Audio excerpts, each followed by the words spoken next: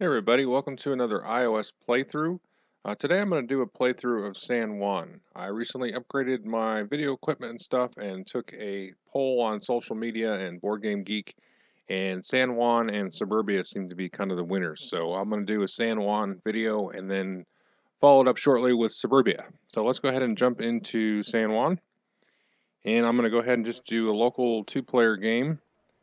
Nope. And I will play against the hard AI. I played this game quite a bit. I've never actually done a review of it, but it's a game I love and enjoy, and I do have the physical copy.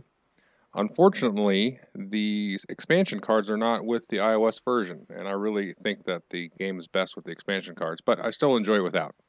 So we'll go ahead and start a game against Salvador, the expert. So if you're not familiar with San Juan, it is a lot like Race for the Galaxy and Puerto Rico. Now, Race for the Galaxy is a card game, and Puerto Rico is obviously the board game that this is based on. So the first thing that happened here was Salvador decided to take the build action. You start the game with 4 cards. You can see in the upper right there the cost. So this aqueduct costs 3. On the bottom of the card is the victory points, 2 victory points, and then each of the cards has a special effect. There's purple cards, and these are sort of your buildings, and these are going to provide all kinds of crazy effects. And then you have some other different colored cards that match up to different goods that you can produce. So you can see I have a coffee roaster in my hand. I also have a indigo plant there to start with. Everybody starts with 1 indigo plant, and that provides 1 victory point, and you can see there will produce 1 indigo. So he decided to take the build role. As you can see here in the middle, if we look there, there's the producer, so that will produce goods. The one here in the middle is trader, that will actually sell the goods that you produce. And then you have the counselor, that allows you to draw some cards, keep some extra cards. It's like the explore action in Race for the Galaxy. And finally, you have the prospector, which is a selfish goal. And you see it says action none, privilege, prospector draws 1 card. Because all of these roles, except for the prospector, the other player can sort of leech off of. So you see he chose building. Now because he chose building, he gets to build at a cheaper cost, basically 1 less. So I can choose to build here the aqueduct, but I've got to pay with cards outside of my hand. And so it's a big time hand management thing where you're like, okay, which cards do I keep? Which cards do I use to pay for this? Different stuff like that. So right now, the only thing I can build is an aqueduct or a tower. I think I will just, I don't like to get behind in the building race because the game will end once one of the players here has built, let's see, 12 buildings. So you can see I've got my first building here and then slots for 12 more. So I am of the mind that I don't like to get behind. So I'm going to build the aqueduct. So we're going to build that. That's going to cost me 3. The app's smart enough to go ahead and highlight all 3 of those. So I'm going to pay that, and then you can see the aqueduct come out. So now it's going to be my turn to choose a role. And I think, what did the aqueduct do again? Oh, produces 1 more good. Well, that does me no good because I've only got 1 production facility. So I'm going to go ahead and just choose prospector. That allows me to draw a card. I drew a coffee roaster. And so he went ahead and he chose production. Now you can see there, if you look up on the top, you've got his name, Salvador, 2 cards in hand, 2 victory points, and then you can see he chose the builder role, distinguished by those bricks, and then the produce role. And then if you look at the lower left hand, that's me there, Mr. Dillon, with 1 card in hand, 3 victory points, and my role chosen was the prospector. Now we're going to alternate being able to choose 1 and 2 roles per turn. So I'm going to go ahead and just produce. It's asking me to produce because he chose produce. So there's my production. Now it's going to switch. So I'm the governor, and you'll see now at the bottom of the screen, I have 2 slots for roles, and up at the top, Salvador only has 1. So it's a very interesting dynamic how this works with 2-player. So what do I got here? I still got my coffee roaster. I think what I'm going to do, if we look at this here, you can see that Salvador has indigo plant and a sugar mill. So these are both production buildings, whereas I have 1 production building and 1 purple building. So I'm going to kind of ninja trade from him, because if he chooses trade, you can see here he gets a bonus. Each player can sell 1 good. The privilege is the trader can sell one additional good. So if I take that, I'm not going to be able to, benefit from the bonus, but neither is he, because I'm going to take it from him. So I'm going to choose trader. Oh, there we go, trader. Sorry about that. So I'm going to sell this. And if you see there, just above me and to the left of my my indigo plant, you can see there's a market flip. So there's a 1, a 1, a 1, a 2, and a 2. So the amount of cards that you're going to get for selling is going to vary slightly. So indigo is always going to be the worst, followed by sugar, and then tobacco and coffee, and then finally on the far right, the silver mill. So I'm going to sell my that. All right, so I sold. Now Salvador's going to choose his role. He's going to choose prospector, also being selfish. So look, what card did I get? Okay, I got another indigo plant. So when you sell cards off of your production, what you get is cards. Cards are all the currency. So I'm going to choose counselor here. That's going to allow me to draw a whole bunch of cards. Then I can kind of pick one here. And I see some of these nice ones. These are high cost cards, but I'm not going to be able to build these for a while, like this guild hall. A lot of these 6-cost buildings are similar to the 6-cost developments in Race for the Galaxy, where they're kind of like your end game, your focus to get a lot of points. If you see the guild hall here, it says owner earns 2 additional victory points for each of his production buildings. Well, Salvador here would actually probably like that, because you can see up there he's already started with a couple of production buildings. But I'm not going to take any of those. It's still a little early. I'm going to take this prefecture because this is going to help out my council. Owner keeps 1 card more from those drawn. So next time I draw counselor, I can draw 2 cards. So I'm going to keep that one. Then he gets to do the same thing, but he doesn't draw as many cards as me because he wasn't the chooser of that role. He just kind of leeches off the role. So he chooses builder again. He builds that. Now he built that at a cost -1. Now the only thing I can build out of here is the indigo plant. But you know what? This time I'm going to break my rule and build nothing. Yes, continue. All right. And the nice thing about the app is it keeps track of the points for you. So you can see he's got 5 points now and I've got 3. So don't have to do any math in that regard. So I would like to build that prefecture, but you can see he took build, so I can't build now. Let's see. I'm just going to do prospector because that is a selfish role. What did I get? I got a market stand.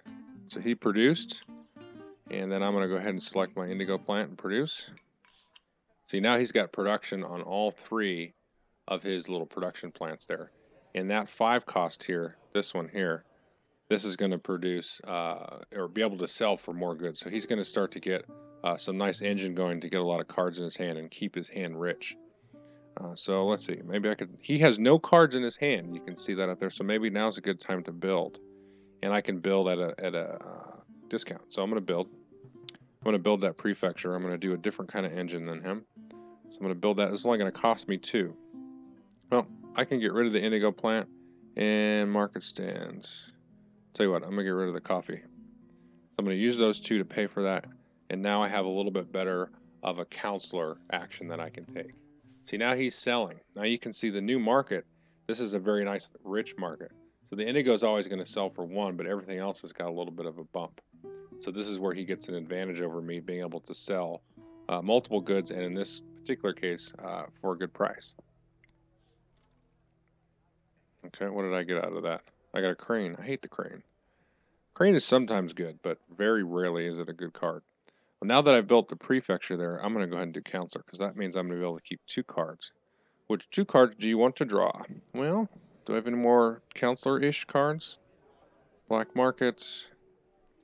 Maybe we'll keep that silver smelter just when he does take production and trade. Then I can kind of leech off him. And we'll go ahead and take... Well, let's take the tobacco. All right. So now we're going to switch governors. So he's going to be governor, and he'll get the first roll here. So he's got 5 points. I got 5 points. Moving right along. He chose production again, so he's just going to try to outproduce me. Now I can do counselor again, because I want to get some better cards here. Okay, here we go. So I want the quarry. If you take a look at this, owner pays 1 card less when building a violet building, so you get a built-in discount. So if I take the builder roll and I have this card, all of my purple buildings and my violet buildings are going to be quite a bit cheaper. So I want that. And the tower, see, all of these market stand take 1 card from the supply when he sells at least 2 goods, and owner may discard any 1 card, or excuse me, any 1 or 2 goods to reduce the building cost by 1 or 2 cards. I might take the black market. Okay. Now he's going to build. Okay, that's fine. I'm going to build my quarry, which is here. This is going to give me a little bit cheaper buildings. So I'm going to build these 2 production buildings. I don't really want those. And this, a crane, which I hate. This lets you build over a building you've already built. And then the market stand, owner takes 1 card when he sells. I don't plan on doing a lot of that. So there's the quarry. So we're still tied 7-7. That's a good sign. Even though he's got a little bit better of an engine than me at this time. I am going to do Counselor again, so I can keep 2 cards. Palace. Owner earns 1 additional victory point for every 4 victory points. So you just add up all the victory points on the bottom of your building, and then, you know, for every 4 you get an extra. That's okay. I don't really plan on building that. Carpenter, here we go. Owner takes 1 card from the supply after he builds a violet building. This works very nicely with the quarry, because not only do you get to build them cheaper, but now you get a card. Owner takes 1 card more for selling 1 good. That will help me because my production engine is very poor. I don't have as good a production buildings as him. So this will help me kind of keep up with him when he calls those rolls. Oh, he builds, okay? So that's okay because I can build cheaper. Now that I have the quarry, I'm going to go ahead and build this one. And then I'm just going to pay that. So the effect's not going to happen even though this says, you know, you take a card after building a violet building. It's now after the carpenter. So I will just, Well, I could take trader. I should probably take trader just so that he only can sell 1 good. So I'm going to get 1 good. He's going to get 3, but that's better than him getting 5 or 6. He's probably going to take builder now. This is going to hurt because he has 7 cards. I have 1 card, so I'm not going to be able to build anything. Owner may discard hand cards in addition to drawn cards. So when you take Counselor, you can take all the drawn cards, mix them with your hand, and then that way you can really kind of fix your hand how you like it. So I'm definitely going to build that. Yeah, I can build it for free, and the reason I can build it for free again is because I have the quarry, which reduces my cost by 1, basically reducing this to 0. So we'll build that for free. Got kind of lucky there. So it's 10-10, and because I had here the carpenter, and then I just built a purple card, the archive, I now have a new card, which is, the library. Some people think this card is broken. I do not agree because I have seen many a game where somebody abuses the heck out of it and still loses. But it is very, very strong. I would say it's borderline broken, but definitely not broken, especially with the expansion, though. Owner uses the privilege of his role twice, so I need to build that because I like it. All right, so we'll go ahead and do Counselor. So I'm going to be able to keep 3 total cards because I added my hand, which was 1 card in with these. So you have these also, these monuments here. These are just straight up points. So the statue's worth 3 points. The victory column's worth 4. So I need to keep 3 of these. City Hall, owner earns 1 additional point for each of his violet buildings. That could be good. I'll tell you what. Let's just try to win without doing a 6-cost building. See if that works. That probably won't work. I've seen it work, but it's rare. There, I can produce. Okay, he chose production. Now it's going to switch to governor for me. I'll probably... I don't want to build. I want to get that library built. But let's just do... He's going to trade again and get a bunch more cards. That's too bad. I'm going to do Counselor. So I get to keep a bunch of cards now. So we'll do library, victory column, statue. 2 more cards. I don't need another statue because you can only have 1 purple card of the same name. You can't have multiples. But the production buildings like coffee and sugar and things, you can have as much as you want. I already have an archive. Crane I don't need. Market hall. Let's get that market hall and the coffee roaster. Okay. So what's he going to choose? Builder. What do you know? So, where are we at here? So he's at 7 buildings, and I'll be at 7 once I'm done. So I'm going to go ahead and just bank on the library, build that. I'm going to spend everything else because it's going to cost me 4. But now I've got a nice, powerful effect. So for example here, uses the privilege of this roll twice. So if I take Prospector, which lets me draw a card, I can draw 2 cards. So that's really nice. So that's what I'm going to do. And you can only do that once per round. So whenever you have the double, in this case 2-player, you get, when you're the governor, you get to choose 2 rolls. You don't get to apply that effect for both. Yeah, I will build this. That's only going to cost me a card, and I'll use the prefecture to pay for it because I already have one. So there we go. So it's 14 to 14. This is a neck and neck game here. What cards did I get? I have 2 production buildings. I will do Counselor, and I will use the benefit of the... so see how many cards I drew there? Because you get to draw extra cards if you choose the roll. And because I use the library, I got a whole mess of cards. So let's see if there's any 6-cost buildings in here. I'm going to break my rule. Here we go. All right, I'll take that one. It's a good idea to have that. I don't really need any of these other things. Smithy, I can get that out cheap. And the poorhouse, that's not really helping me. And then I'll just grab, oh, I don't know. Let's just get a sugar mill. It's only a point. So I'll just grab a indigo. It's worth 1 victory point. I don't really like production, but the sugar mill will produce better, but it costs me more, and it's still only worth a point. So I keep it. So now what's he going to choose? Seller. Okay, great. Could have saw that coming. All right, so now I sold some goods, and now I'm going to be governor. And so I can do some different stuff here. See, the cool thing is I can build really cheaply now. Because I have the quarry, I can build 1 card less when building a violet building. And then if I choose builder, I also get the discount. But then if I have the library, I also get a discount. So I could build for -3. So I may just go ahead and build that 6. Yeah, I don't know. I'll tell you what I'm going to do. I'm going to do the counselor and then use the library later because I can't use it twice in a round. Let's see what we got here. Any more 6s? Poorhouse, Smithy, Palace, Smithy, Poorhouse. All right, that's so. Poorhouse, Smithy, Palace. I don't need another Smithy. I'll take a tobacco and an indigo. And none of these really matter. Coffee. And the rest of these are, I unclicked the coffee. And what does it matter? Another indigo. All right. So now I'm up to 7 cards. So go ahead and build there, sucker. All right. Oh, so he built a 6er. Let me guess this is the production bonus. Guildhall, yep.